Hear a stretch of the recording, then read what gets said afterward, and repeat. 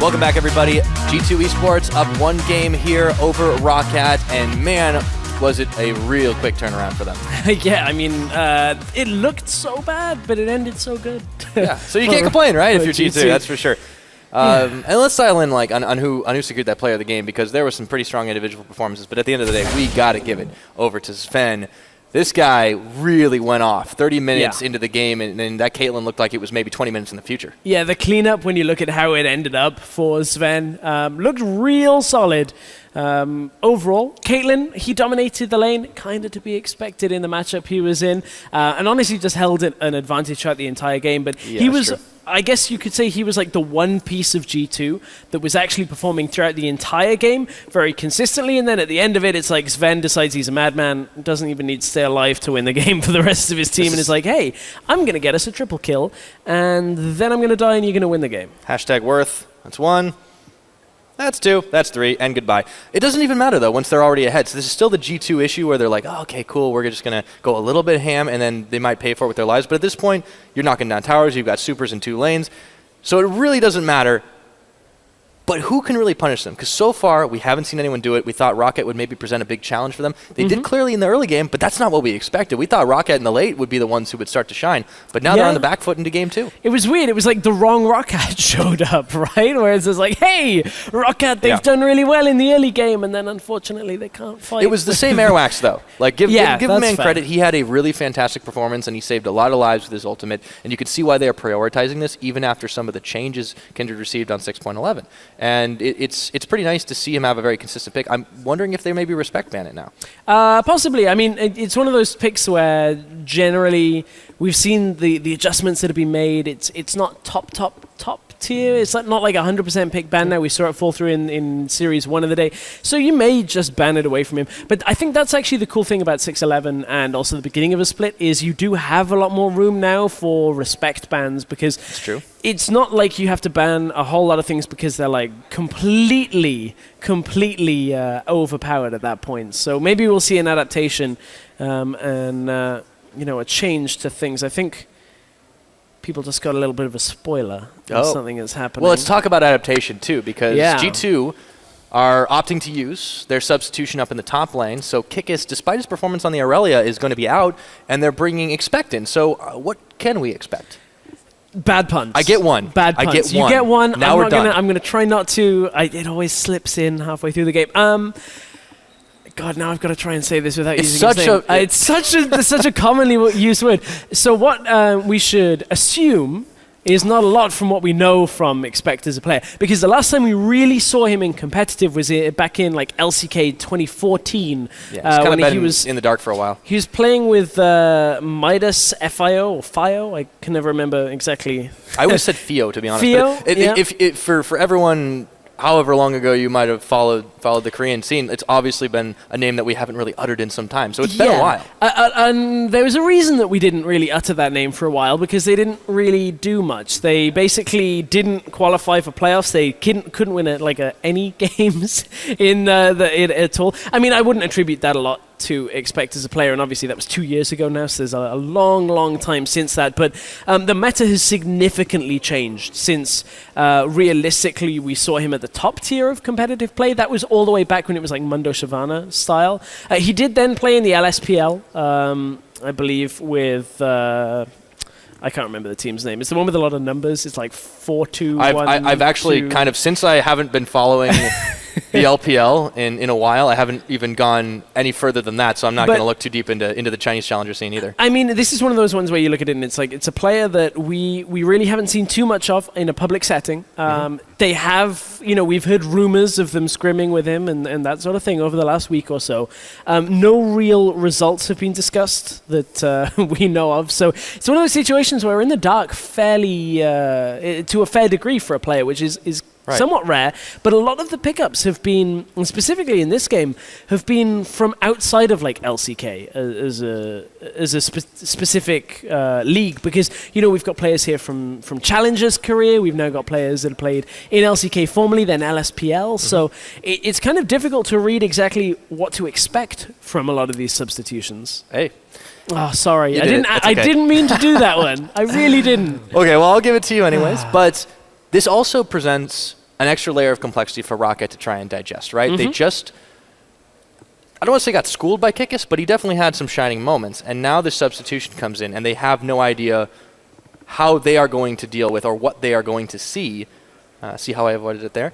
Yeah. Against this new change in the top lane. Clearly, G2 feeling confident enough with their synergy, with the performance, the expected performance of their new top laner, that they're going to utilize him here, at least to give him some experience or to see if he maybe has a different playstyle than Kikis. Parang might have a bit of trouble dealing with it. He clearly had some misplays, but he was able to step it back up on the Trundle. I think a lot of eyes on him to see how he's going to perform in this different situation. Yeah, I mean, it's now you've got to adapt to that as well. So it's just another step that twists this game, where we were looking at game one and, ROCCAT turned around in a completely different way, and now we've got to deal with another top laner. We've got to deal with maybe a difference in play style. I mean, we really don't know a whole lot of what is going to change for G2 in this scenario, but still expect them to be aggressive. Yeah. I'm going to go with that as a bold statement, I think. As you can see from Expect's monitor, we're a way away from Champ Select right now. Yeah, we're still trying to get to that point. He still obviously needs time to warm up, needs to get confident on the stage. First time he's playing here. So it certainly is an interesting one. But, it's interesting how G2 kind of have adapted in the last couple of weeks as well. Focused a little bit more on Sven being a carry, as we know he can be. Perkz a little less so. But you can still see Perkz trying to carry. Even in these games where he's playing slightly different picks, like Azilian, he's still like, hey guys, I can go in and get the stun first.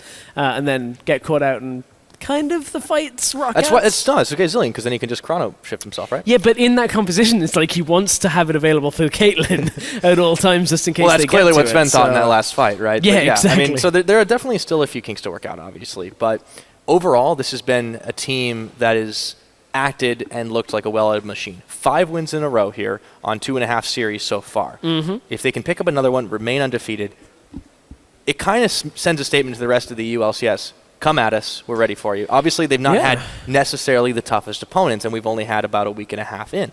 But they are looking very strong out of the gates, and even when they do make the mistakes, no team, as of yet, has really been able to punish them for it. Yeah, the closest that we've really seen was that Origin game, which, went quite a while, yeah. Yeah, I mean, G2 got themselves back into the game, managed to really punish Origin for a couple of decisions later on. For ROCCAT, I'm a little disappointed, actually, because ROCCAT was one of the teams, ROCCAT disappointed from today's performance, at least. ROCCAT was one of the teams that I was looking at that I'm like, damn, they've actually made a pretty good turnaround in the off-season. They've picked up some seemingly strong players and, have a good basis here. And I think you can look at game one and see that there were just... It was execution that was the real problem with that teleport set of plays where, Betsy followed through and Parang didn't. So I guess it's a little disappointing in that way. I just was hoping to maybe see a bit more of a fight later in the game against G2, but Sven just took over. To be fair, those are the kind of communication issues that, while, yes, you don't want to have them, are somewhat understandable given a potential language barrier, given the fact that you've got a lot of new players that may not have had as much time to adjust to each other. So we might see that ironed out the more these games go, and that's the kind of thing that you look at in the footage. You look at when you're VOD reviewing with your team and say, hey, look, we just need to make sure if we're going to go in, we all go in together. Because ROCCAT's fighting, that game aside, has actually been quite stellar, in my opinion. They've really been able to bunch up when they needed to and kind of burst out. A lot of it's hinged on Airwax using that Kindred ultimate. I mean, he's had several games on that champion. He managed to pick it up. Actually, this is only the second time, so never mind. But I think that counts as several. Yeah, that does count as several. Multiple. There's a plural there. But he did have some pretty stand-up performances in the delay and Lee Sin. Even if they weren't able to pick up wins in all of their games, their fights overall have looked good. And that gives me a lot of hope for this squad. It does. And maybe I'm a little harsh to say I was disappointed by today's game, because it was a good start to the game. It was disappointing for a different reason. I wanted to see the Vlad, the Swain, they were banned. So what you're really disappointed with is G2 and banning them away. With their they should just take one each and then be okay with it. I wanted to see the long-range ROCCAT. Maybe they'll change their mind this time. Maybe G2, maybe they get a little cocky. It's okay, take the Vlad, it's fine. I don't know. I think when you look at their picks and bans, they banned it for a reason. In game one. Yeah, but I think you maintain the bans. I honestly don't think... Like, a lot of the early game was Airwax basically setting himself up with Betsy and Perkz being mispositioned in the lane and easily picked off without a lane ward for himself.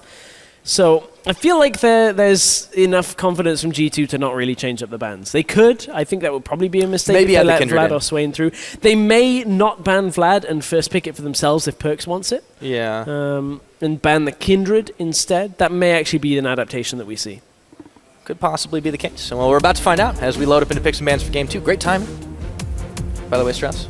Yeah, thanks. I mean, I pushed the button apparently to put us in champ select. If you're what saying were you it's my waiting for? timing, Yeah. I know, right? I'm in production Finishing as well your here, point. don't worry. All right, Swain's banned again. No surprises. Yeah, no surprises there. Well, will it be the Vlad that gets banned as the third one? Another Olaf ban. All right. Well, we saw that in our first series. This today. is true. I mean, it's just interesting stuff. Oh, Vladimir is okay. banned this time by ROCCAT. And I think it's either the Kindred here or Trick takes it. It's in this last rotation now because I think it's first pickable for G2. Just do they want to prioritize it or do they let it go over to be a ban for ROCCAT and then they take it if it's available? I don't think G2 were expecting them to be banning it either on their own side. So letting the timer tick down on this, it ends up being the Kindred ban. What that tells you, though, for G2 is they feel like they can win this matchup without it, take it away from Airwax, put him on a lower priority champion. Elise could be a pickup in the first rotation. Maybe not the optimal pick. Rek'Sai would be the other jungler as well that is available. Still taking plenty of time on that. Lot to go. Is this going to be first pickable, though? It is. Yeah. Rek'Sai taken away. Yeah, I keep defaulting to Elise because, as you know, a European, we not only like ties, we also like spiders and cocoons. Just generally throughout time, we've seen a lot of Elise play here in Europe more so than other regions. So I'm actually quite happy to see our meta adapting away from the comfort pick of the Elise. It's probably still going to be in this game for Airwax, or not, as Gragas gets locked in. So right. I'm kind of happy about that. So we have Gragas Caitlyn. There's a decent bit of disengage enabled in the Gragas' kit, and the Kate is a takeaway from Sven, forcing him to play something with a little less range. However, I don't think it's that big of a takeaway. He's still got the picks like Lucian available. He's still got, an Ezreal if he wants it. Sivir is available too. So I don't think it's much of a takeaway because it's not like Sven is a player that only plays one champ. That being said, Steelback has already shown that with a very long-range AD carry, he can shine. We had a couple of Jhin games. He did have one Caitlyn game. Yeah, it was a pretty good game from him. Yeah. The Azir is available. We just saw it flashed over, but didn't get locked in. Old habits. I've already written Bard on my paper just in case It's they probably lock gonna it. happen. I don't. Oh, that's an Azir lock, okay, though. I was right. And the Bard. All right. At first, I was like, I'm going to have to cross that out because they're going to change it. But I'm happy. I didn't write the Azir yet, but I was nearly did. I nearly got there. But I like it. Perks, again, we talked about how he can be a playmaker. And with a Rek'Sai on your team, you're lacking that primary engage, whereas Azir can be that. There's a lot of It's mobility, dangerous. a lot of shift available for G2 to try and find and catch some people. Let's see what ROCCAT decide to add into their composition. It's a Janna to pair with the Kate and a Victor for Betsy. ROCCAT are playing a please don't engage on us comp, where we just force all of your hard engage to be blown because they really have none right now. They've got Bard as a catch potential setup for engage. They can use that Tempered Fate, lock people down and follow up. But as for, the likes of an engage, something like an Alistair, which wouldn't obviously be available because the Bard is here, they don't have that big initial burst of crowd control outside of Bard. As the timer ticks down, see what Sven is going to prefer. We talked about the Lucian still being available for him, but there's also the possibility of a Callista if he wants to throw the Bard in. That would give them that engage. Yeah. Depends what they want from their AD carry role. That's kind of the question. How well will they be able to chase down this ROCCAT squad who are looking a little slippery, looking a little backline focused? It is the Ezreal locked in for Sven, and we get a different player, but the same top lane. Same champion. They're like, I think I can do it better, even for G2. So expect is going to play a carry up in the top side. I actually, when we were thinking about the Callista, not when I'd want to run into Caitlyn. It's pretty horrendous matchup when it's just like, I get auto attack down for the next 20 minutes of this game. Kind of says we're going to lane swap or bust. Yeah. Okay, last pickup is the Trundle once again. So we have the same matchup there. We could expect the standard 2v2s, but maybe this time G2 want to avoid it? Caitlyn. Ezreal isn't really going to be under too much pressure from Caitlyn, but with the Bard, you don't really have the effectiveness of being able to trade too effectively because you get harassed down by the Janna and the Caitlyn. If Caitlyn had an AD, had a melee range support, it would be different, but Janna Kate is obnoxious to lane against. So much damage comes out, headshot with the shield on, plus their push potential. Ezreal's not exactly the best at not getting pushed into tower, and Caitlyn Janna kind of just shoves them really fast while you do it. Yeah, that's going to be a lot of fun. Also means that in a 2v1, you have a very fast push with that setup too. So I guess a lot of choices to be made for G2. As the coaches shake hands once again to walk themselves off the stage and let their players let it all lay out on the rift. If you think G2 will be handed a loss here for the first time, they still haven't been beaten. Tweet hashtag G2win if you think they're not going to lose, that is. At Lil Esports is the place. Hashtag ROCCAT win, ROC win, if you think ROCCAT will be the team to hand it to them. I got myself all turned around. It's okay. It's been one of those days, hasn't it? It has been one of those days, but it's been one of those awesome days where we've had different game after different game when it comes to the meta, and we've got a fourth and completely different one once again. We've got complete disengage coming out from ROCCAT. Here we go. We're on the rift. It's game number 2. ROCCAT and G2. Slightly different picks, a different player coming in for the G2 lineup. Let's see how things shake out. So let's look at what G2 are looking for from this. They've got the Azir in the middle lane, which is going to hold their hope with the other 3 members, while Expect pushes up in a side lane with that Aurelia. We'll look to take control. We saw the Aurelia Trundle matchup. Bit of a mistake from Kigis, allowed Parang to get a kill on him in the previous game, but Kigis also got the first kill too, and then got baited by his own success previously. So now we get to see this matchup again. We get to see whether Expect plays it slightly differently. See whether Parang dies 1v1 this time. So many questions. Yeah. We'll have to find out. So far, the answer we do have is we should be in for those standard lanes. And another question we have is who's going to win this dance-off in mid? I think it's going to be Perks. By default. Yeah, the only competitor. Yeah, I mean, that's the best way of winning one of those. I have another question I can answer for you. Oh, please. Which dragon is it going to be first? And I'll answer it. It's going to be Cloud. I should let you guess. But it's Cloud, so that means... I'm just disappointed now. Yeah, exactly. It's like Christmas morning when all you get is coal and there's nothing else. Yeah, except the coal Christmas gives is you very 15% flat movements. Yeah, it sounds miserable. 15 flat, not 15%. Sorry, not percent. 15%, I would be like, let's fight over this. Or Raze. Speaking of fighting. Doesn't get the lockdown. Oh! Okay. He had his shield for the second hit there. Gotta be careful. Yeah. Forecast his skill shots. Oh, ever so slightly, Steelback was stepped just maybe 1 or 2 steps back, and that prevented Mithy from getting the binding. Now they can, however, zone away, because you've got this Bard being able to step away for a little bit, but you can see Steelback doesn't actually get zoned from much. And we have a top lane trade at the same time. So Sven likely to sit back in this matchup. I don't really think Mithy can trade all that effectively without Raze and Steelback pushing too far up and Raze taking too much damage. But you can see Mithy's going to try get damage down on Steelback. And ROCCAT are utilizing the shield now to get the extra AD to push this to try and equalize the level 2, because Mithy will get it off this front creep here. And there we go, evened up level 2. So far so good for G2's bot lane, hanging as strong as they can. Mithy trying his darndest just to knock a couple of here's the headshot with off. the shield. Headshots lined up. Oh, he sent on a minion. Yeah, well, it had to be. G2 had stepped back. Sven and Mithy read the shield plus the headshot animation. And, I wonder what that could mean. Yeah, exactly. Like, ooh, you shielded randomly in the middle of a lane after your gun exploded. Oh, speaking of exploded, Perk's health bar a little bit low, but he answers back with soldier damage onto Betsy.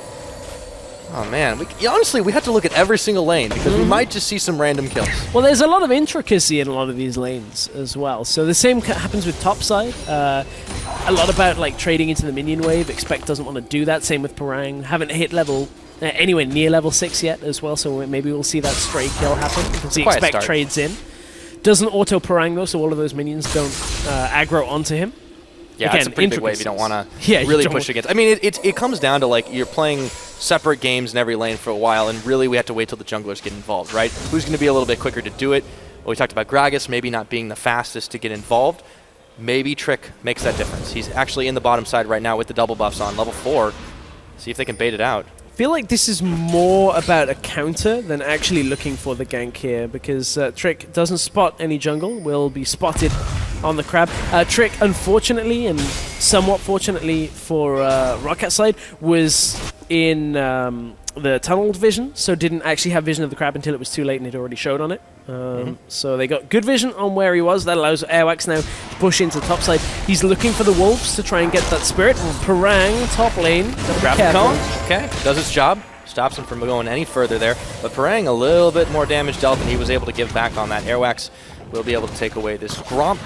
Although we might meet Trick pretty soon. Yeah, they might be fighting each other. Raze, that's a lot of damage on the Thunderlords, but let's talk back about the jungle. Airwax is found by Trick. Red buff versus blue buff. Airwax stops to take a drink, but he flashes and dashes, and Trick is going to follow with his own flash. Oh, his perks. Oh, he's a little low, though. Will he be able to secure first blood? They do. Expect even wanted to tag in, but too late to get the assist. And this all stems from them actually seeing Trick on the bottom side, because that allowed Airwax to go aggressive top.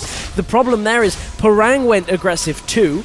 Expect got him very low, and Parang had to back away. Airwax was caught a little out of time when it came to the Gromp, and didn't really get too much, so gets punished for an over-aggressive invade. All planned.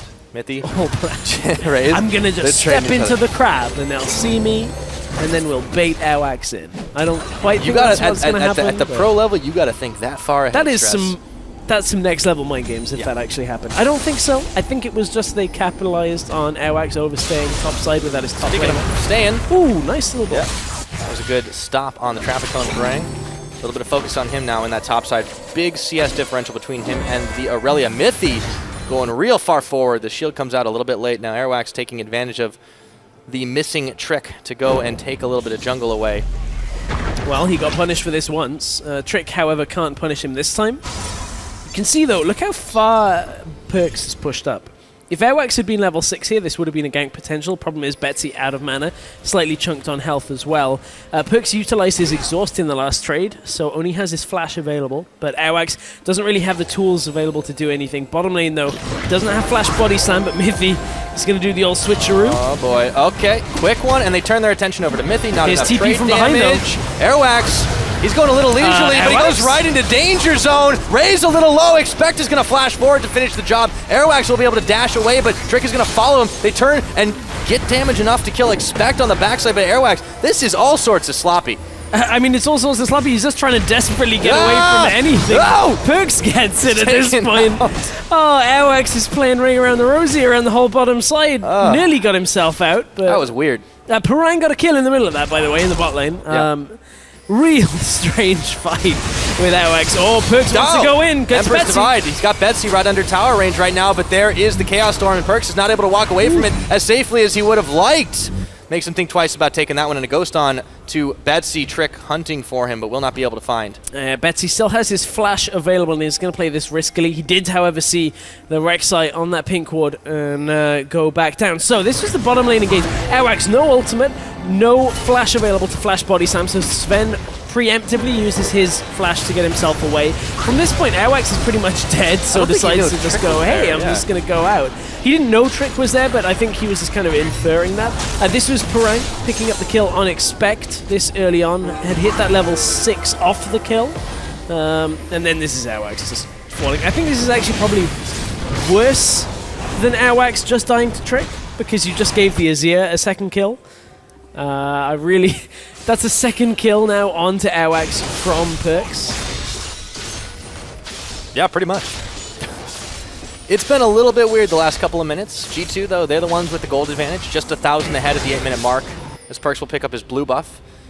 And neither team really interested in the Dragon, because it doesn't give them a whole lot, so they're just keeping to the lanes and keeping to the action, try and get themselves a little bit more gold. Realistically, this is Mithy is going to try and get Betsy. Doesn't get the binding, but clips him. Delays him. He just gets good damage and runs away. Wait a minute. Oh. There's the ulti out of the Ezreal. It's not enough to secure the blue buff. So close. Very, very close. We had a lot of close calls this series, man.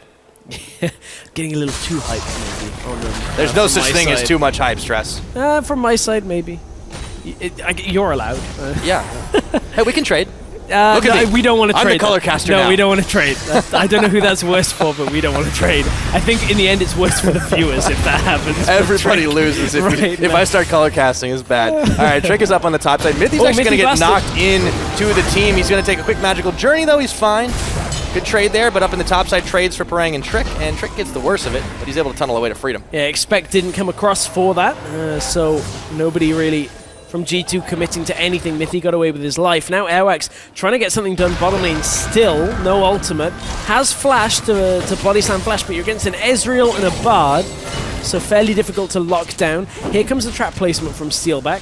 He is only on 2 stacks of trap because he's at level 6 and has been kind of double maxing Q and W at the same time. So best of both. can only stack 3 of them. Uh-oh, Expect is right into that minion wave. He sends out his ultimate, but Parang, that is a big nightstick, takes a bite out of him, but he takes too many turret shots and thinks twice. But you can see how Parang has full control of this top lane right now, and Expect needs more time to be able to sit up here 1 versus 1. Yes, there is a farm advantage for Expect, but Parang is still doing a good job utilizing that subjugate. But now if Expect can heal up in between the next trade and there's no ultimate for the Trundle, there is a chance. The problem is, look at the health disparity and the mana disparity. Expect it would just prefer to recall and maintain some level of security. Parang's going to do the same. He's going to recall back out and then just walk back top. Yeah, no need to get unnecessarily overextended so early on into the game. We have seen a few back and forth, mostly in that bottom side. See Perkz getting a little bit of extra damage onto Betsy. It's been a tense affair there as well. And he's going to start marching that minion wave towards the mid. More soldier damage, not able to dodge out the laser, however. And we've settled down into a slight lull, but not a whole lot, as they just keep trading poke. Hey, I mean, Perkz was looking to go in there. Every time he sends that soldier forward, I'm like, he's going. He's going. We got to catch our breath at some point. There really just hasn't been too many opportunities. Well, this is the kind of game that Perkz likes, though. It's a little bit scrappy, a little loose. He's got 2 kills already. With the Azir, he's just always looking to go aggressive, always trying to go forward. Pretty good lead for him up against Betsy. About 600, 700 gold is the lead. Bottom lane, though. Looking to push it. Look at it. Steelback wants to trade every time, but the shield gets popped and has to back himself away. Yeah, Mythy even gets the better of him on that, so you just have to try and heal up on the 3% lifesteal. For the time being, in comes Perkz, and he gets the knockover. Betsy took him a little while to start flying. Exhaust is on. He's going to pop both his summoners, and Trick coming in for the relief pitch.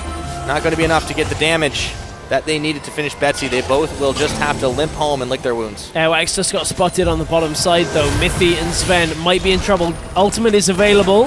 Oh, doesn't tank it. Now Sven is trying to get away, but the Gragas sticks to him like glue. Looking for even more. Sven, summoner heal popped. In comes Trick, though. They get a knock up onto Airwax. A Janna ultimate. Airwax staying alive. Expect looking for an opening around the side. Steelback, though, should be able to finish off Sven. He needs a Peacemaker to do it, and he manages to secure, but they are deep in enemy territory, and Trick is going to pick up Airwax. Expect around the side, get Steelback, and now Trick going oh so low. Parang will get 1. All said and done. He's not going anywhere else. It is a 3 for 2 in favor of G2. Raze is going to get away from this as the only survivor from ROCCAT. Betsy wasn't in the fight for the majority of it towards the end of that. And okay, for ROCCAT, it looked to be a good start for them because they get onto Sven. They force his flash very early on. But look at how much they have to commit to this. G2 get to completely peel for Sven for so long. That was a great Bard ultimate onto Parang. Actually really delayed the Trundle from getting into the fight. The timing as he arrived, I was wondering where the Bard ult was going to hit, and it was great timing. Steelback gets drawn into the fight further and is easy to pick up for the rest of this. Expect just goes ham and cleans it up. And I mean, if there's somebody that G2 want to get ahead at this point, it is going to be this Irelia, because if you can get Irelia past that Trinity Force point and dominate the solo lane matchup, there's no reason why the rest of G2 can't look after themselves in mid lane and look to kind of quickly push ROCCAT back towards their base. Put the gold on the people they want it to be on. 3-1-1 now on this Irelia, so Expect doing what they need him to do, cleaning these things up.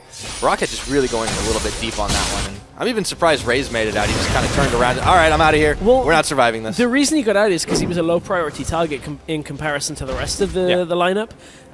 They wanted to just take care of everybody else, and it's okay if the Janna gets out because there's no real added value. I mean, it would be nice to get him, but they wanted to take down. So maybe he brings back the tail to the rest of the team. I've seen some stuff. Don't go past that turret. Yeah. It's always a risky move, and you can see how little Dragon means for these two teams, or at least Cloud Drake. After a fight, nobody takes it, and then everybody goes to the top lane. And it stays forever. It just stays there. Like a bad party guest. Won't leave. 14 minutes into this game, though, G2 are the ones that have amassed that gold lead, 3,000. ahead of ROCCAT. A lot of that is off of what just happened in the bottom side, but you can see they're not letting up on this. They want to keep trying to keep pressuring this advantage up in the top side, even though ROCCAT are stacking firm up there as well. Yeah, it's not just a party guest that won't lead. It's the one that sucks the life out of the party as well, where it's like everybody's bored around Too them. mean to Cloud Drake. I don't think so. Okay, good. I just wanted to be sure.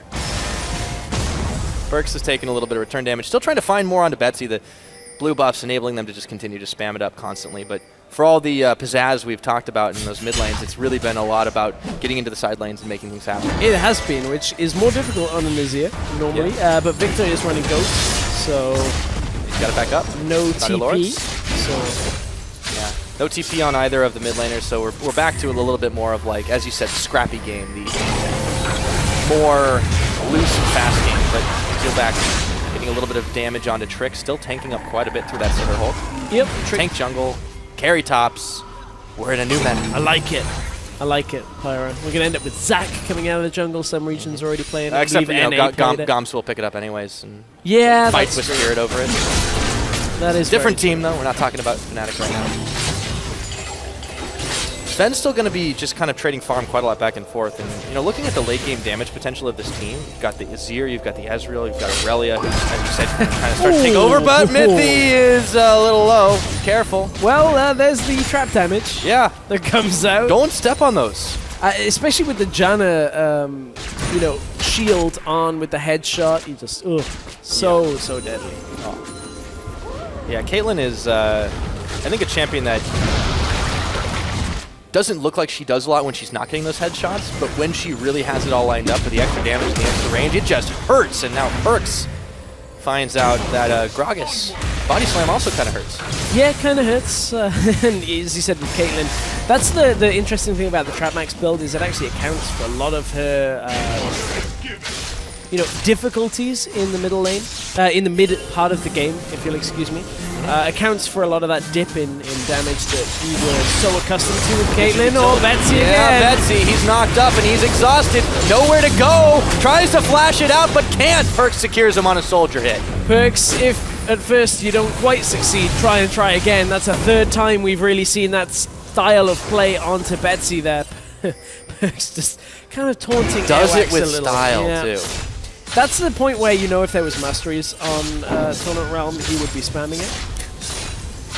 He is that one. He's not the yeah. only one, but he is that No, player. but that in that scenario. Look, I got level 7, guys. Still no Cloud Drake priority. Obviously, expect trying to 1v1 now onto Parang. Backs away. He's got the minion wave in tow, though. And still the game continues pretty much as it ever was, but with the G2 advantage still growing a little bit more and more over time. We're close to 4,000 in the lead, and that's pretty significant at 17 minutes in. Yeah, fairly significant. And I mean, G2, they want to extend this lead. You can see 2,300 gold right now on Sven in that top lane, but they can't push to finish the turret off because of the trap line. Bottom lane, however, there's a 1v1. Oh, this is getting pretty bloody right now. Parang, who's going to take this one away? The flash forward, and he takes him down! Parang with the bigger nightstick. Yeah, Expect just could not finish that fight off, didn't want to commit and tried to flash away to get out of it. It was too late. At that point, it was top lane. Gragas is up here, steal back with the headshot. Peacemaker, just to keep him a little bit low. Parang will manage to grab that tower in the bottom side. So, give him another top laner, and I'll still take the stick to him. Yeah, you'll still club him down, but I mean, it's the same as game one where we see, like, Kikis got the kill on Parang. Now Parang kills him and punishes him when he's overconfident. It's just the best in skill trade. matchup ever, man. Trundle into Aurelia. We don't know who's going to win. It really is going to win later. Yeah, but not now. Fair. God, don't give us spoilers. I mean, Come on. Expect thought he was going to win. Yeah. Yeah, otherwise he wouldn't have taken that trade. It turns out Subjugate proves him wrong. Oh, God. Trundle is just... Trundle gets pretty gross. In all honesty, though, like we've seen some really, really crazy damage when he goes up against those big bruisers, and you know it's definitely linchpin in this ROCCAT composition right now. But as you said, Aurelia, really, really, really strong later on this game as well. If they can utilize that, they've got a lot of G2 members here, though, looking to charge down the mid, and Betsy takes one look at that and says, "Nope." Yep. And at that point, Perks can't use a rise on the tower anymore, so it's 2.11. So Does get a fun disc down, though. Yeah, and Expect is going to get some more damage on the bottom tower. A little slow on the push. Expect right now really would wish that he could buy a QSS and it would work against Trundle. Unfortunately, it doesn't after the changes back on 6.9. So that would basically straight up win this matchup for him completely. Yeah. Not an option now, so he has to find other ways now of getting different bits of damage, different ways of surviving through. Perk's going to get his blue up. And again, top lane, they're trying to push it out, but the trap line, until now, had been established by Steelback. Steelback's actually adapted the trap line, has put 3 along the entrance. He's trying to just wave clear. But G2, that means they can just commit a bunch of people top lane, maybe push that tower down. Yeah, for the time being, ROCCAT did manage to stall out that top lane, but it was at the cost of them losing the mid. And now with nothing else for them to really bother taking, G2 can now focus all their attention trying to take this one out. Or you see Trick heading up, the rest of the team slowly meandering that way with the exception of Expect. The problem is that kind of trap line assumes that G2 don't have a way of getting in behind that entrance to the top side. Can't cover it all. Expect now going to get kind of wailed on by Parang a little bit more. Still having some trouble dealing. He's got a pretty massive CS lead over the Trundle as well, but you're just starting to see what Parang can really accomplish on this champion, forcing Expect to back away, but they did lose a tower in exchange for it. I believe the adaptation here, last game, I think Parang, if I'm not mistaken, went Ravenous Hydra, and not the Titanic. So yeah, Parang now a little tankier, a little more difficult to deal with the Subjugate as well, makes him tough to take down in a 1v1 for Expect. So this is a matchup that I want to see how it continues, because Aurelia's doing the old damage build, which is you've got Triforce, you get yourself Blade of the Ruined King, get yourself into the fight. Last game was a Hex Drinker, and kept Expect alive for a long time. Kick us alive. I mean, at this point, they look very similar in the way things have played out. So in the Aurelia game. Yeah, it was not like we've seen a whole lot different out of the two top laners at the moment. So maybe it's not too rough for Parang to really try and predict too much. We'll have to see as the game goes on. We're 21 minutes really only into this game. Baron's obviously hit the rift, and poor old Cloud Drake is still sitting all by his lonesome. Hasn't had any action since the Gragas tried to dash over his wall. I think this is the longest we've seen a dragon not get taken before. We can take the next dragon down, guys. We know. Just go for the. No, it's okay. Yeah. Just go for like the next dragon. Let's start taking. You know. Should maybe we put in we talk to the live design guys and say, hey, can you just like if dragons don't get taken in 20 minutes, just like give us a new one. Morphs into another dragon. They just group up and turn into one super dragon. Let's see. Rest of ROCCAT trying to defend. Perks runs right into a Chaos Storm, and he sends the Emperor's Divide. It's flashed by Betsy. Here's the 1v1 opportunity, but they put down the Tempered Fate, and now he's the one who's trapped. Ezreal ulti, everything was on him. He thought it was a 1v1, but they just ganged up on him. Oh, G2, they want to follow this up, but Trick, he's like, okay, let's finally take the dragon, the first one of the game that has been here. They've got to be careful ROCCAT don't try and fight over this. This might be the first Cloud Dragon fight in history. Could possibly be, and Trick is caught up in the back of the pit. He got disrupted here. It's still not gone down yet. Nobody wanted to smite it away. It's finally taken by Parang, but the rest of ROCCAT are having a little bit of trouble, or are they? Perks goes down. A quick headshot by the Caitlyn. Steelback trying to stay alive. Through a triple kill, he manages into Airwax. And Airwax, he's getting the bop off, but Mithy finishes him. It's only Parang left. What a bloody fight. Last man standing is Parang, and we talked about how these fights and, you know, this trundle back and forth would be fairly critical. I mean, Perks misses the ultimate. Betsy flashes forward, and it's the switcheroo with the mid laners here. Mithy gets the lockdown, Betsy gets dropped into a respawn timer, and from here, G2 were not banking on ROCCAT fighting this. They did not anticipate having to fight 4 versus pretty much 4 in this scenario when you look at Perk's health bar and the fact that Ezreal's not in this fight. So Trick took so much damage in the middle of this fight that he just couldn't survive. Expect deals so much here and cleans up a lot of it, but ends up falling because he's fairly squishy. Sven takes down Steelback as the triple kill came in from Steelback, and then over the wall. Little unfortunate that Airwax was the other side waiting for them. Gets the double knockback, allows Parang to pick up the 2 kills, and man, that was bloody over a Cloud Drake. Yeah, 20 minutes of smack talking it, and it turns out to be one of the most important things for the teams. All right, so ROCCAT get themselves that flat 15 move speed. ROCCAT also get that fight just barely, but the gold lead still stays in G2's favor. The next dragon will be Mountain, by the way, so we'll probably see a little bit more fights over that. Betsy, a lot of damage, chunking his health bar out, and Perks going forward.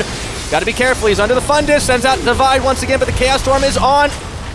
That Bard ultimate did not go where they wanted to go, but Parang disrupting the back, looking for Perks. The barrel secures him. And now Parang might have stepped too far forward himself, and Expect gets the kill. Expect gets into the fight, and again, it's G2 looking to always press forward, looking to go aggressive, and you can see again, it's chunking out from Perks. He gets so much damage down to begin with. That's the turret going over. G2 gonna back away, but they actually, yeah, they're avoiding Steelback, who's just coming back in towards this fight. Did not want to be in a position where Caitlyn could clear them up. Caitlyn does manage to start chunking down the wave in the towers. We'll have to see if ROCCAT can keep holding this one firm. They are a little bit low on the gold side, but really been a lot of bloodiness back and forth since that Cloud Drake. Everyone's like, all right, let's just start fighting everywhere we can. One tower for ROCCAT, by the way, a big part of this gold difference is the fact that G2 have taken the 4 towers and ROCCAT have really only been able to get the one in the bottom. Yeah, ROCCAT spent so much time in preventing their towers from going down early on that they really had no way of actually taking down G2's towers. There were those fights in the bottom lane that kind of transitioned badly for them, and then they regressed with Steel back to a position where he could continue to farm up and keep himself alive. So this was the mid lane trade. Betsy again dropped incredibly low. Perks only clipped Raze with that. And G2, a little caught out with Airwax coming in from the side. He's had a pretty good series, actually, with Airwax. And that was pretty much it for G2 being able to take that. Rek'Sai just comes back up into the river. And this is the game that we kind of, I think, expected to see ROCCAT maybe struggling a little bit in the early and G2 kind of having a little bit more aggression on them to start things off. But we do know, despite the last game, ROCCAT are good and are very solid at these team fights. In all honesty, it's a very, very better game from them in terms of staying alive and staying all together at this point in the game, because it was about to end. Yeah. If you look at the last game at about this time. I think, though, when you look at it, you know, we spoke about how G2 are very aggressive coming into game 1 and how that can be punished. We're seeing it again because Perks really is letting, like, I don't want to say like an ego, but he's playing overconfident in these games. Yes, he's still doing very well, like, don't get me wrong, but there is a line between being overconfident and costing your team plays where you're going forward into fights, you're starting them off, and maybe you're not getting the right start to that. So it's kind of almost a coin flip. If you're not 100% sure you're about to win this next following skirmish, then G2 have been baited into fights that haven't gone perfectly for them. That's true. But it also speaks to, at least for Perks, a lot of trust he has in his teammates to be there and to back him up where they have been, and that's why things like that switcheroo managed to pay dividends. Yes, they lost the fight, but I mean, it's a 4 for 5 over a Cloud Drake. No one's predicting that. Sure, but I mean, it's not clean is the thing that's very say about it. And honestly, it's one of the things that, you know, when you look at a game, you become a bit of a stickler about when you're breaking down like what is the theoretical top play and that kind of thing on like how should a team be looking to close the game, and generally giving your life away for it or like being in a position where you can get punished tends not to be the best option most of the times, but can be successful. And we've seen how G2, they've had these scrappy games that, you know, game 2 of their series always has been a little bit more back and forth where G2 have had to fight. That was game 1 in this series. G2 have been in the lead for the majority of this game. It's been better. I just hope they don't try and make these plays against teams that are even more likely to punish them early in the game. Yeah, in a way, it's actually good it's happening to them now, so they maybe learn from that a little bit more. Hey, but as long as they fix it. That is the key. Don't get used to it. But for ROCCAT, though, this is still one of the Origin game aside, is one of the closest teams come to beating them so far in this split. Yeah. And we'll have to see how it progresses. We've got 15 seconds on the next Dragon coming up. This one is definitely something they'll want to fight over.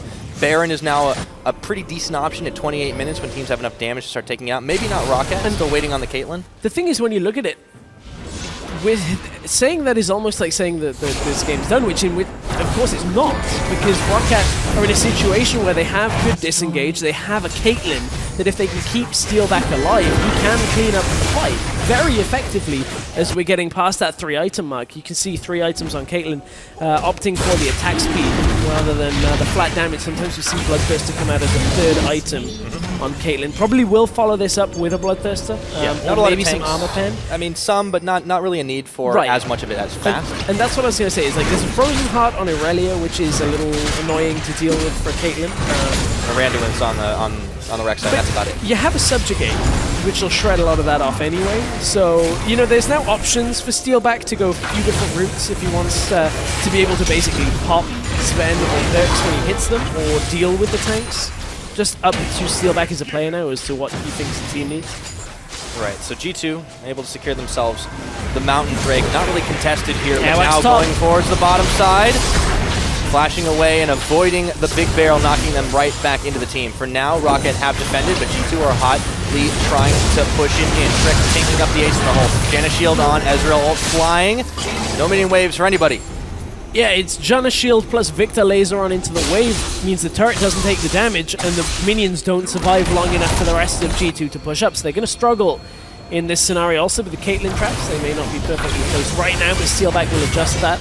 And he has the cooldowns available. But you can see, look, Perks doesn't want to move from this middle lane. On Azir, it's always the difficulties. You want to be able to sit mid lane, always push it out. Do not go back to base. No park. Do not pass go. Do not collect 200 euros, I guess, since we're in Germany. Monopoly's weird in Europe, man. It is. But then again, like, yeah. Baron pick. That's the place to be right now. G2 saying we have the damage to take this. Another traffic cone comes out, but it's already down to 5,000 health. ROCCAT have to move, scurry in, and see if Airwax can maybe get a hero play. Perks was flashed away. Big Barrel comes in. They knock Trick, but was he really the one they wanted? Not enough damage, but they do take care of the smite. It is going to be Airwax that follows through. Expect coming in right into 4 members. Not enough. It's a triple kill. Over to Betsy, and G2 are melting. It's only Sven left, and he does not have the damage to deal with the rest of this team. Ace in the hole still available. Sven's got to be careful if he pushes forward. That's a little damage down, but this is going to be the Baron going over to ROCCAT. Sven, the only way past that trap line would be to E over, and look at his health already. He cannot afford to do that. He's no flash, so there's no real way of securing this Baron for G2. Sven's going to have to back off, and that was a perfect fight for ROCCAT when you look at how well it could have gone for them. You look at their disparity coming into this game with regards to the gold lead and the way G2 were playing it, the massive damage that came from Betsy to open this fight up. So Airwax goes in, he just gets his ultimate available as he goes into the fight, manages to catch Trick to push him back into the team, and yes, he's a tank and normally that's not enough, but look at the zone, the gravity field, and then the follow-up damage that comes from the Victor is enough to force G2 back into their own jungle. Sven couldn't really actively output damage in the majority of that team fight, and it results in the Baron going over to ROCCAT as well as the team. They have well and truly evened this game up. Oh yeah, and that was just at face value 5v5 when they said, we're going to pull the trigger on the Baron. We've talked about G2 getting punished for making mistakes and being over-aggressive individually. That was a straight-up 5v5, and ROCCAT just crushed it. They get themselves the Baron, they grab another tower here, ace in the hole. They're starting to play with some confidence for sure, starting to close that gold gap themselves, and they show that they can tango with G2 Esports. Yeah, they can tango with them, and unfortunately, for G2's side, they can also team fight with them fairly effectively as well, because I don't know why you'd want to team fight, particularly into a Victor, into a Caitlyn with the Gragas, the Janna there to disengage. G2 felt like they were perhaps strong enough to be in that position and open things up, but their team composition isn't strictly good at team fighting. They have a lot of presence coming in team fights from the Azir, from the Ezreal, but the problem is ROCCAT have a lot of tools to allow their carries to carry in these team fights, and G2 don't quite have the same amount of tools to get on top of ROCCAT and punish that without a perfect setup. And to add insult to injury, ROCCAT have now grabbed a lot more gold to be able to enable those tools to start doing that work. We're pretty much close to completely closing that gap, and as they send people down to the bot to deal with it, Harang gets free time on this inner turret up top. He's going to be able to secure that, get even more for his team. We look at the gold graph, no matter how this game goes, it's going to show a big spike up for ROCCAT. 33 minutes into this game, and they have evened it. Yeah, they've leveled it up, and I mean, with the Baron, we've still got the Baron power play running for them. We'll see exactly how much they end up with as we get longer and longer through this Baron buff. And another Mountain Drake coming up in a minute as well. If they can secure that, they'll get even more burn to be able to deal with the towers, to be able to start contesting Barons a little bit quicker when they do become another thing on the map to take. And we have quite a lot of League to play yet, barring a massive wipe. Well, Steelback has opted for the Bloodthirster. Wants that extra damage on the squishies. You can see how much damage he was already dealing. Caitlyn is a good champion, is one thing I've learned from this series. Yeah, I mean, Caitlyn has seen a rise in prominence. I actually really like the place where Caitlyn is at right now, because although she does have a fairly oppressive laning phase, it can be punished, and you can punish a Caitlyn very easily. She has clear weaknesses. Getting engaged upon is one of them that you then need to build a team comp around, like with a Janna and a Gragas. Which ROCCAT, you know, they're drafting. It's one of those things we did give them a lot of credit for. The whole Jace fixation kind of notwithstanding, they have been able to do quite well with it. Airwax waiting patiently. Sneaky Fat Man is in behind them. TP coming out from ROCCAT. Okay, the fight's going to start. And Betsy gets locked in stasis. Expect trying around the side, but the rest of G2, they're completely split off from the rest of the team. The Janna is a little bit too low to get involved. Raze, see if they can catch on to Trick. Perk sends the divide here. Steelback is solo in all of this. It is a very, very hectic chase around. We've not got enough room to even show it. Sven takes out Steelback, but Expect might go down as well. Not before securing Raze. The Aurelius running wild. He goes crazy into the back line. G2 have found exactly what they needed. 3 kills and hunting for more. The other side of a Caitlyn, if you can engage on her, she dies. The real thing in that fight was if Caitlyn's on her own. Oh, Mithy wants Parang at this point with Sven. Caitlyn was on her own in that team fight. That is the one thing ROCCAT cannot afford to have happen. And G2 punish it heavily. It's only a matter of time now before Airwax either recalls out, but he's already been prevented to get back in time, and it's going to be towers going down in favor of G2. They're going to look for the Dragon as well if they want to here. So G2 managed to come from what was a bad team fight into a much better fight by catching Raze out. Starting to pick up that gold back in their pocket again. Mithy still chasing down Airwax, preventing him from really backing away. Now Trick's found him. He's getting a lot of exercise on this run through the jungle, but he's stunned up, locked up. The Ezreal ulti comes out, a little bit more damage. He is real tanky, though. Must have some milk in that barrel just to keep his bones nice and healthy, but I don't think it's going to be enough to keep him alive. The rest of G2 collapse on. Should be able to grab themselves Mountain Drake off of that as well. So this was the fight again, and you could instantly hear here in the studio the reaction from both G2 and ROCCAT once they realized that Steelback was on his own. Look, Airwax and Parang go up to try and take out Trick. They bypass a lot of it, and then Steelback, he gets tagged by the Iceborne Gauntlet and doesn't have enough to keep Sven and Expect from hopping in instantly in this fight. There was so much noise from both teams when they realized Steelback was under threat that everybody kind of looked around and figured out where Steelback was, but it was too late for ROCCAT to save that. And from what was potentially a game-winning fight from ROCCAT, getting themselves multiple kills and then a Baron, G2 have snatched the lead right back in their favor. Yeah, Expect was monstering in the back line, and Sven, well, he shot the Sheriff, and it definitely worked out. Big damage in that fight, 5,600. Mountain Drake was taken while all of that was happening off screen, so G2 got themselves another one. They'll show up in just a few minutes. 37 minutes into this game, they're right back in the gold lead, but we have seen ROCCAT have been able to fight from behind, and the next Dragon, dun dun dun! Surprise, surprise.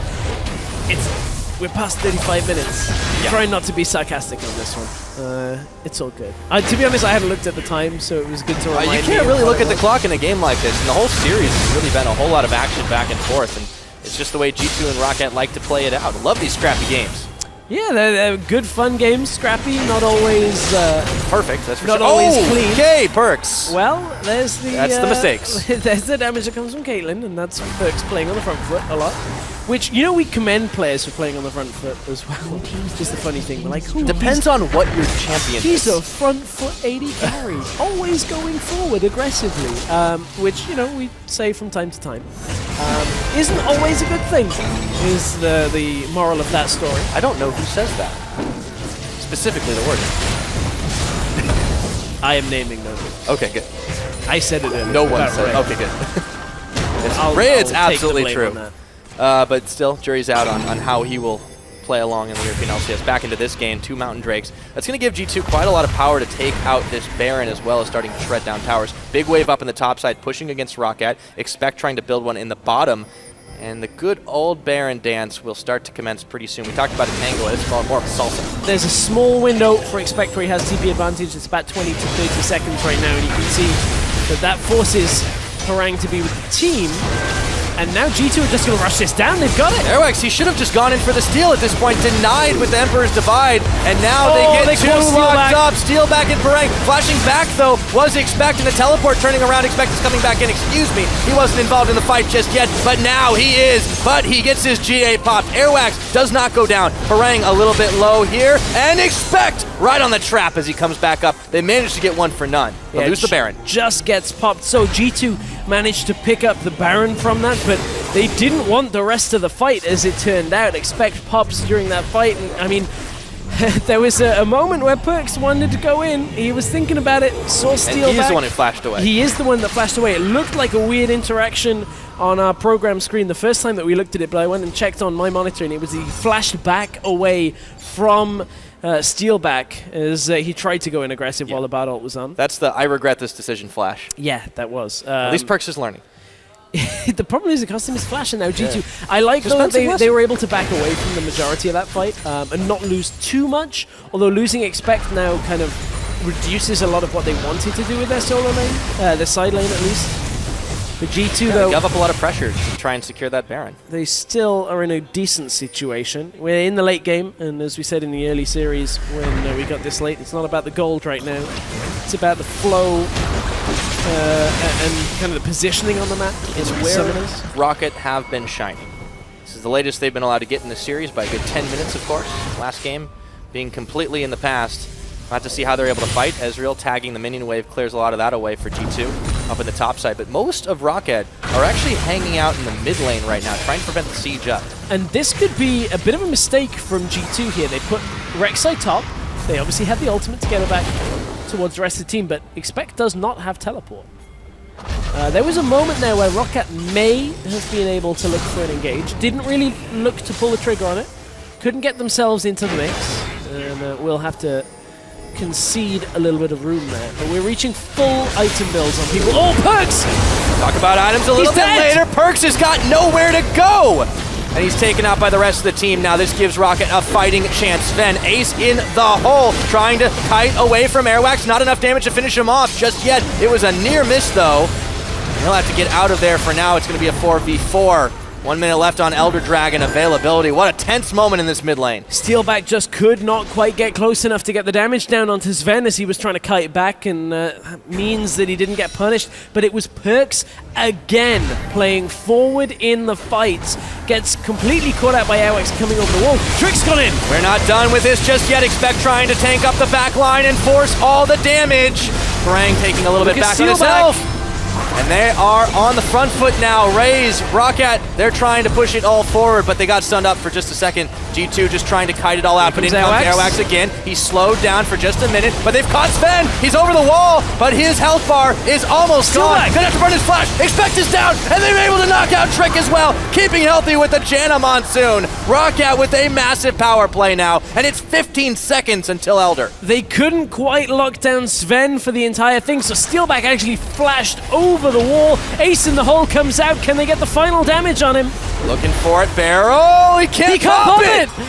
Oh! Sven is taking so much time, but he's out of mana. He's out of summoners. And is he out of there? Not for now. Still running, still kiting, still tagging them. How many traffic cones has this guy completely ignored? Parang will maybe finally get him. I can't believe he's tanking it. There we go. It's Elder time. And this game is just nuts. Sven manages to soak up so much time, but it was only Raze and Parang that actually got drawn into that frenzy. The rest of ROCCAT were taking the Elder Dragon, and so Perks gets caught out to begin this. This is the second phase of the fight where Trick tries to go aggressive onto Steelback. Expect jumps in, but look at it. Mikhail's came out, I believe, instantly from Janna onto Caitlyn, gets him back out of the fight, and they're allowed to reposition at this point. Steelback heals back up from the minions using that Bloodthirster, and from here, it's kiting down through the jungle for G2 and Sven. Look at how low Sven gets in this fight, and he still manages to run all the way through. Steelback flashing over the wall. One of the most aggressive plays we've seen, akin to Peke's play earlier today, but this time it was to chase down and get the rest of the kills on the fight. Fairly risky still, but pays off.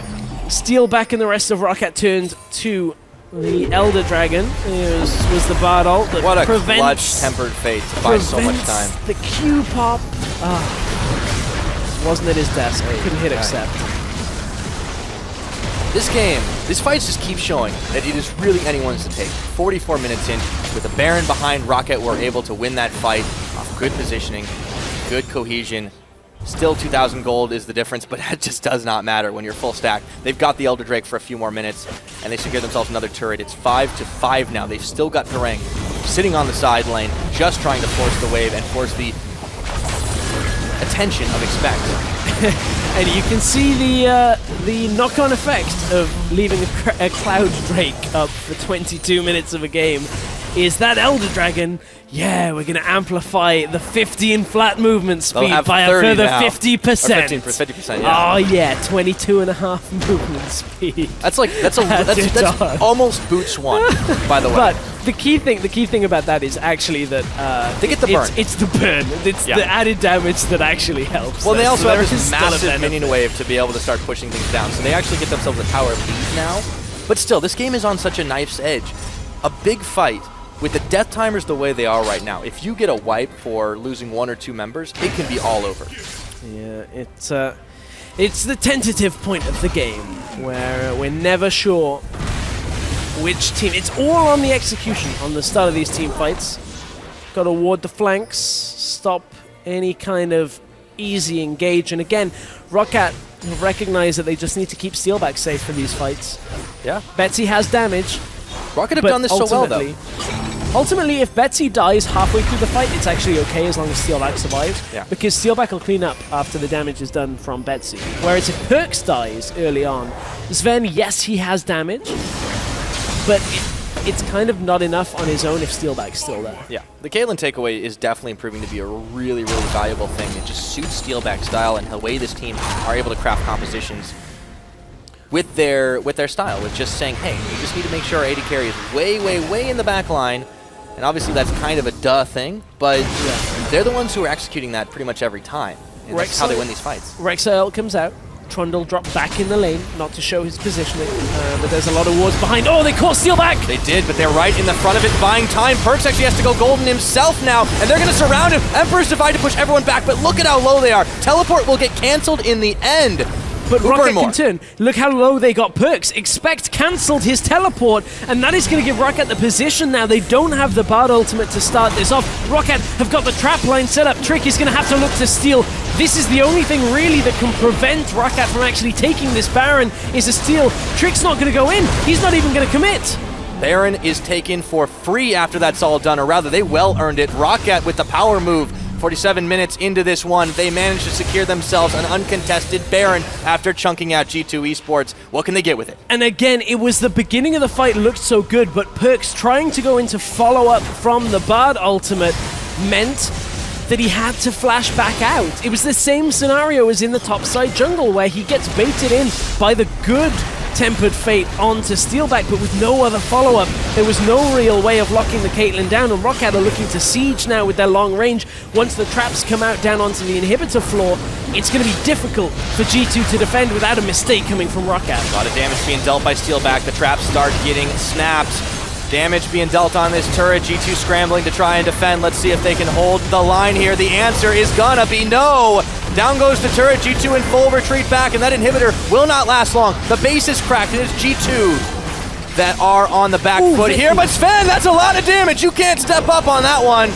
Gotta be careful. ROCCAT, they're staying safe just enough, though. And now they can turn their attention elsewhere. Tempered Fate will catch on to Raze, but no one else. And they opt to try and take the fight first. Emperor's Divide, not gonna do nearly enough. He does not get it back into his team, and he's punished. Down he goes for 64 seconds. The rest of the team is looking to fall. That's gonna be game. GA popped on Expect. ROCCAT are gonna take this one all the way to the finish. No one has handed G2 Esports a loss in the European LCS so far. That is about to change. 48 minutes in, ROCCAT, the late game kings of team fighting, will end it against G2. A massive victory to tie the series.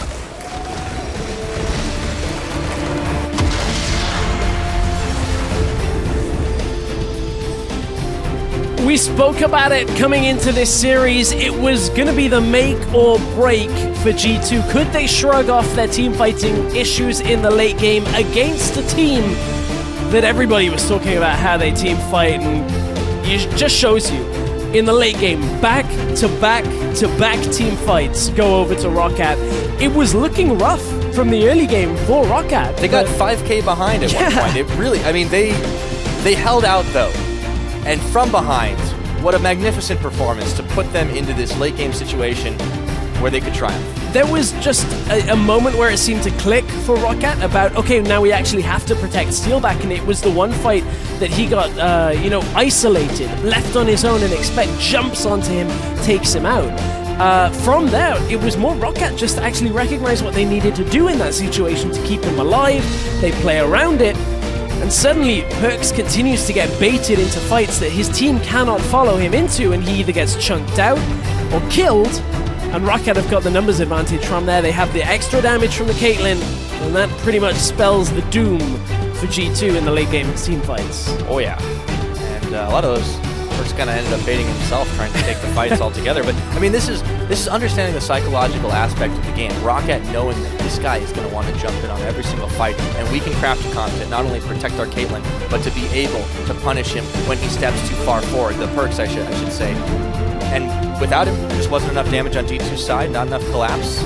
They just couldn't get the job done, and it really dragged on. It was a close affair right to the end. Yeah, very close. I mean, you look at exactly how that game went. Steelback being able to do a lot of damage in fights, not really just, people saying he's the cleanup. There were a couple of fights like that, but I mean, you look at the last fight, Steelback outputting so much damage overall. Man, ROCCAT, it's weird because if you took the first half of game one and the second half of game two and put them together, it's like, ROCCAT did such a good job this series. But unfortunately, it was a game one where they had a great lead that they couldn't convert, and a game two where they were very rocky in the early game, and that they managed to turn it around. Is that not the flip side of the same coin? Because they had a lead, a situation they're not. Listen to me here. They're not used to having, and they just kind of gave it up. And then again, they didn't get to late game and lose. The game was over in 30 minutes. So are you telling ROCCAT fans that they should be happy if their team are 5K down because they're going to figure out how to team fight back? The trend, statistically, I'm not saying it will happen because of it, but there is a correlation. And if there's anything I've learned from Spellsy, it's that stats don't lie. It's true. You just have to read But them there's correctly. always more to a story than just stats. This is true. Right, but which is the eternal argument. ROCCAT know their weaknesses. We heard from Betsy last week that, yes, we have problems in the early game. We have good drafts, and we know how to take late game fights. But conquering your weaknesses, the first step is just to know what they are. Yep. If they can find a better way to bridge that early game to just survive. I mean, if you're 5K down against G2 Esports at 15 minutes and you win, you've pretty much beaten one of the hardest teams in the early game to beat. That's fair. In the European LCS, so that's not a bad start. And speaking about the drafts, I actually am quite a fan of what ROCCAT have been doing. This week, they got the Swain and the Vlad banned away, and we were like, oh, can they actually pull this off? I like what they have been doing. I think it's just very solid game plan for ROCCAT. It's not always the cleanest of execution in games, but you can see the strategy, you can see what they want to do. That's very true. Well, we'll have to hear from maybe a little bit more from them themselves. So we're going to have an interview with Pulse, standing by with Steelback to hear what he has to say about that 1-1. Thank you, guys. And as you mentioned, I'm here with Steelback. And first off, I want to ask you how you were feeling at the end of that game, because you literally came down here and you was like, I was shaking after that win. Yeah, it was a very long game. It was very hard to close out the game because they had a lot of wave clear as here as well. So we had to play around. But once I got fed at that Drake fight, I told everyone that we had to play around me and play around Victor because we had Jana as well. So we played like that in team fight. It worked well, but we had trouble to close out the game. Yeah, definitely had some troubles. But I want to ask about that fight and the lead up to it. So how did you make that call to kind of all turn it around? At the Drake fight? Yeah. So the Drake fight, we saw that they were doing it and that they were pretty low and they were split as well. So ROC made the call to fight and we all went for it. And we got the ace there, so it was very good for us. So ROC made the call there, but how does shot calling work on your team? Does it change through the game, or is it just one specific guy? Is it just ROC? No, everyone is making calls. Raze is speaking a lot as well. He's learning because his English is not that good yet, but he's learning a lot. And I'm making calls as well. ROC as well. We all shot calling pretty much. Actually, how is it for you actually working with those Koreans? Because it's difficult with the language barrier, obviously. Yeah, well, Parang is more like a shy, he's shy, so he's not talking that much. Raze is more open, so he talks all the time, so he's not afraid to make mistakes. It's pretty funny. But yeah, they're learning, both of them. They're learning pretty fast, actually. And I'm quite happy with what we're doing right now. Okay, well, just one more question here. I want to talk about you guys constantly going 1-1, and what do you think is like the biggest issue you need to solve in your team right now to secure that 2-0 in next week? Well, I feel our biggest issue is the consistency, because some game we play very good, some game we play bad, we make really dumb mistakes, I'd say. So if we solve those issues, I'm sure we will be one of the top teams this season. Do you think that's coming in from like individual mistakes, or do you think it's like macro-based decisions that are going wrong? I think it's both. I think sometimes someone, I mean, we're all human, so we're all making mistakes, but yeah, but I feel if everyone is on top of their level, I don't think we will lose to any team. Well, when you win, it looks really good. Thank you very much for the interview, Steelback. We're going to head over to the casters to take a look at the play of the game. Thanks very much, Pulse. It did indeed look so good when they were able to win, and a lot of it was on that man, Steelback, who, of course, earned our Player of the Game award. So congratulations to him. He had a massive impact, especially the later on of the game when, man, just seeing Caitlyn headshots like that every time. As an AD carry main, it just like it hits me in the right place. Oh yeah, in the head, as people realize today, where it's like, oh, the animation actually goes to the head. Just, you know, some things thematically are appropriate in our game. Not everything. I mean, he deserved it. Honestly, when you look at his second performance, really doing well in team fights. I think though it's very interesting when you look at doing a player of the game, and I completely agree with it. Steelback was my vote for player of the game as well. But I was there thinking, you know, ROCCAT has had a good series. Maybe not in the second game overall. There was some funky stuff going on. But well, he had a lot of moments that were really stand out as well. He set a lot of things up, and that was what was really valuable. Yeah, and I mean, Betsy had damage in team fights as well. So you look at how ROCCAT won, they kind of won as a unit and looked very solid. Yeah, they absolutely did. And that's going to go ahead and close it out for us here on stream number 2. But stay tuned because, of course, there is some action going on over on stream 1 with Charlotte 04 taking on Splice in the LCS arena.